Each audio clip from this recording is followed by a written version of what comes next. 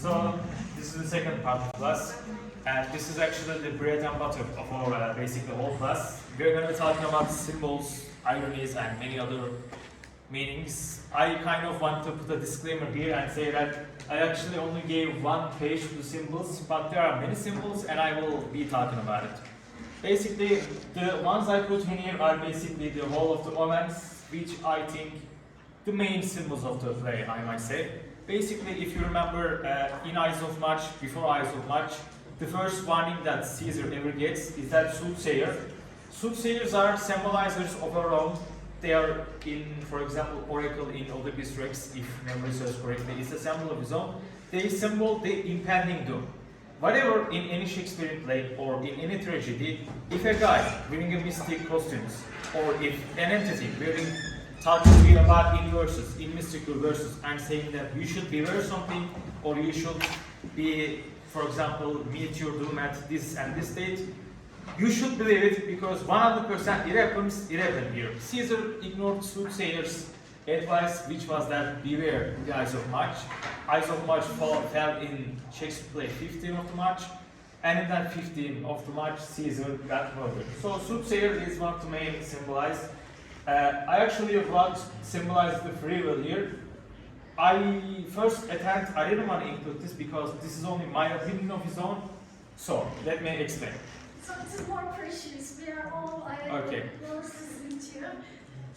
So before Caesar met his demise, he encounters 3 or 4 warning signs that his end is about to come. One of them is soothsayers, beware the Eyes of March. Okay. Just before the night, the day before the assassination takes place, he encounters bad weather. So exceptional for Rome is that it's just bad weather, thunders, rains. Of course, as you know, in any Shakespeare play, if the weather is bad, what happens after that is always bad. This is the second time Caesar ignored. The third, another main symbol is that Calpurnia's dream, where she basically tells the whole story where there are men washing Caesar's blood in front of his body, there are blood fountains and whatnot. Caesar hears them all. He is not at that time a deaf man or not a man that is losing his mental. He is there in full health. He listens to them all. He listens to soothsayer's warning, his wife's warnings, but he still chooses to do the exact episode. I think this kind of symbolizes the illusion of free will or the question of free will. It is true that Caesar gets many warnings and he ignores them. But I ask people this, was this truly in Caesar's power to ignore all the warnings and go to the Senate, or it was just fate itself? What will happen is that could Caesar truly heed to the advice and do not go to the Senate, or Caesar, no matter the advice, no matter the beware, no matter any mystic thing, had to go to the Senate because there is actually maybe not a free will in ourselves, and we only act as the fate goes. Food for thought, maybe deep thought, but just think on that for a minute. Just stay in symbols on the previous page. There are also other symbols. I want to talk about Brutus's death itself is a big symbol. He basically runs to his own sword. This to me symbolizes the crucifixion of Jesus Christ. It is true that Brutus kind of doesn't sacrifice himself for others, but he sacrifices himself for his sins, his sins was that he killed his father, one of the most closest friends of his time, a sacred man in Rome. In order to sacrifice, in order to maybe pay his sins, he kind of ran at his own sword, which also, in a way, symbolizes martyrdom, crucifixion in effect. That's another symbol. Caesar's will, after his passing, is a symbol of everyone. That's a symbol of time because in his will it is true that he lives 75 drachmas and whatnot, but there are also some things that he wants to accomplish, but he just couldn't accomplish during his time, such as adopting his nephew, Caesar Octavian, which you will see in Antony and Cleopatra. And there are also in history, real history as well. Caesar wrote many things. He wanted to accomplish many things, but he knew that in his time he would run out of time. He would die of old age and whatnot, so he couldn't accomplish. But he wrote on his hill. In a way, in our real life as well, our wheels also a symbol of time, that our time is running out.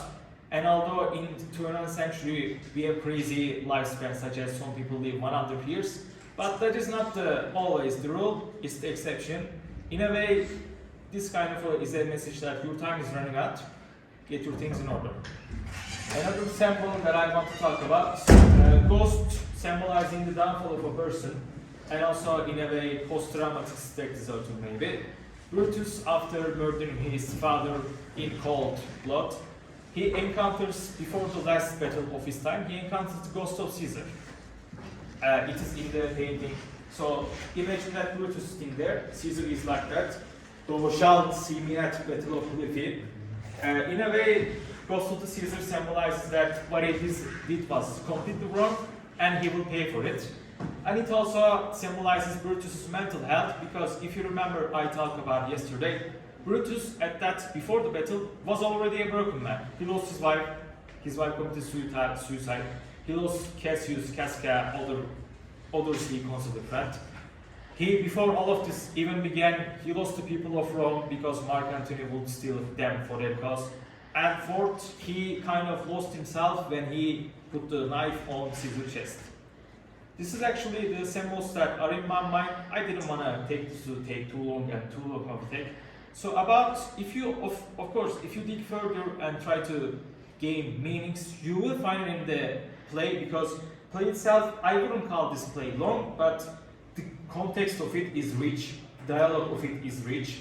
So I think there are many symbols here other than the ones I talked about and the ones I wrote, but I kind of consider these main symbols. So now I'm going to skip the ironies, and there are lots of ironies there too.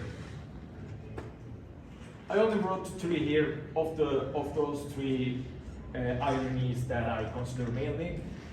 Mark Antony's speech is a good example of 2 different ironies. One is verbal irony, other is situational irony. We will start with verbal irony. So, when he is making his speech, he constantly, after any remarks, he constantly says that, and Brutus was an honorable man. This is actually very opposite. He wants to say this to remind that you think that people think that Brutus was an honorable man, yet he shows Caesar's body. What kind of honorable man could do this to the man he considered his father, his friend? So in a way, he puts out a positive thing under a negative image. And this is verbal irony itself in any case.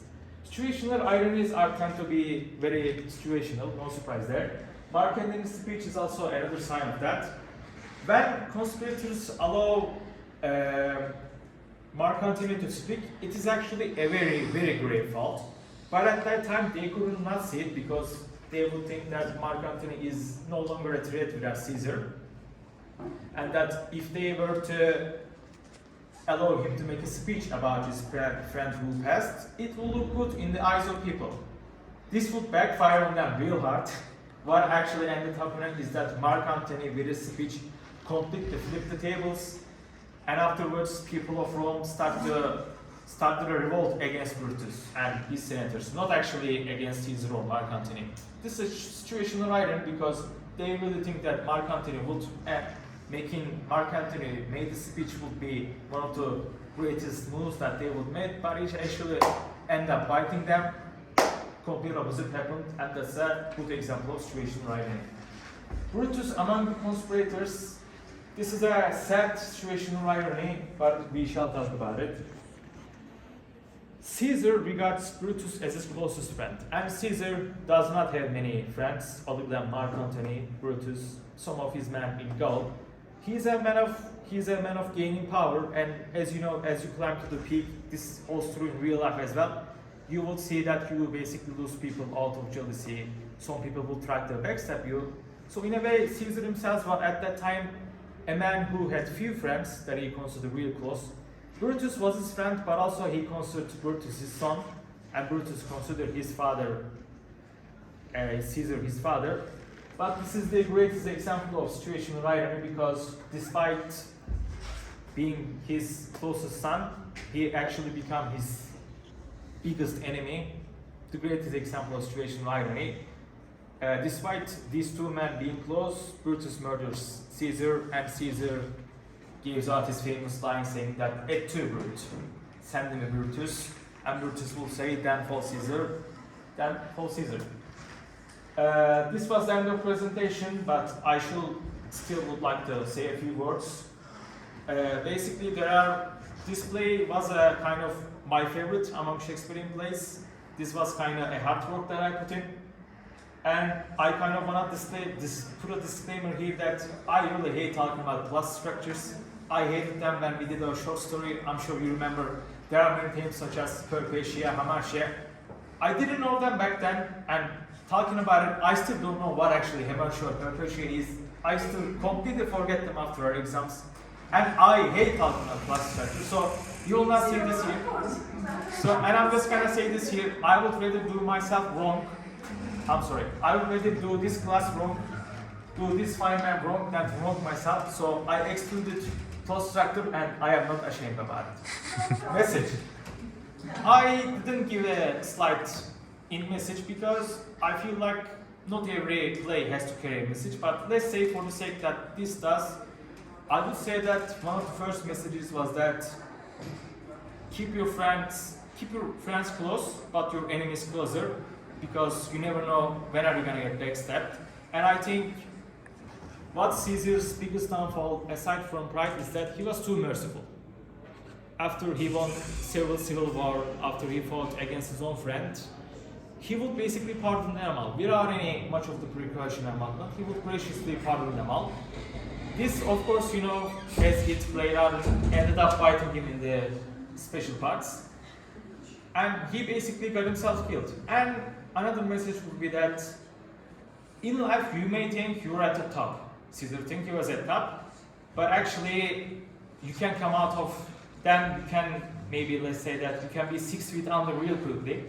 So I think my biggest message would be that you may consider many things, you may accomplish many things, but know that you are, as well as many other people, are mortal, and you are gonna end up 6 feet under. So make sure to value your time, do as best as you can, and that's about it.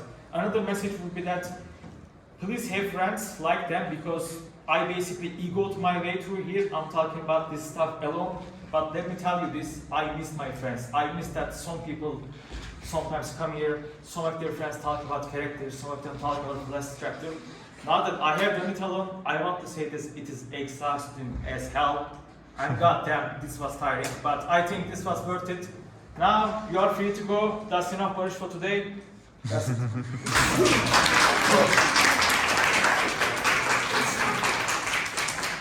Acting, haftaya yapacağım acting'i. Hani çok uzun sürmez, çok kısa sürmez. Güzel yapacağımı düşünüyorum. Aynen. Yo, acting de var, acting de var. O kadar değil. Acting part ekler miyim bilmiyorum ama Mark Antony'nin speech olacak ama 5 dakika değil, 10 dakika sürer düşünüyorum. Elimden geleni yapacağım onun güzel olmak için. İnanıyorum ki Birkaç albüm var. bunda bile harika bir şey var.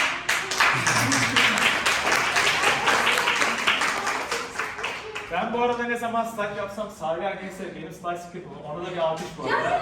Bunun başına...